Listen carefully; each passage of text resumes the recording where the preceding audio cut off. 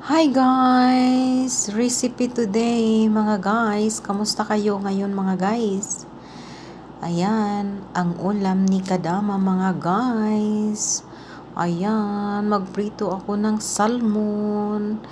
Nilagyan ko siya ng crispy fried para yummy yummy. Hindi ako naglagay ng asin mga guys. Only crispy fried lang mga guys. Kasi ang crispy fried grabe na malasa mga guys eh. Ayan, magprito tayo 4 na piraso mga guys. Tapos kung may matira, bukas naman natin iulam mga guys. Ayan, ulam ni Kadama mga guys. Yung sa kanila naman mga guys, mamaya pa ako magluto. Sa kanila, chicken naman yun sa kanila mga guys.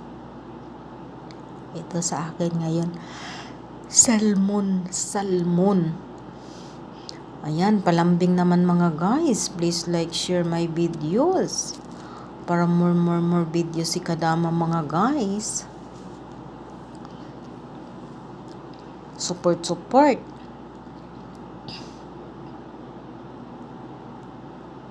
Ayan siya. Takpan natin muna yan mga guys. Asan ba yung takip yan?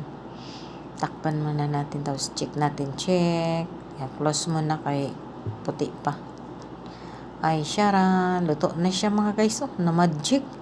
Ayan, syara. Ayan na siya. Ang sarap-sarap niyan mga guys. Ayan. Tapos may kanin na ako mga guys. Nainit ko na din yung kanin ko. Ang daming kanin ko mga guys. Uy, isang kasirulang maliit. Ayan. Oh, ay, nako. Yummy. Happy na naman ang tummy ni Kadama mga guys. Ayan.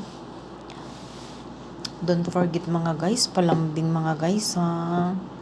Kahit simpleng video ko mga guys, palambing naman. Ayan, hanggang dito na lang video ko mga guys. Kakain muna ako. Thank you so much. God bless. Bye.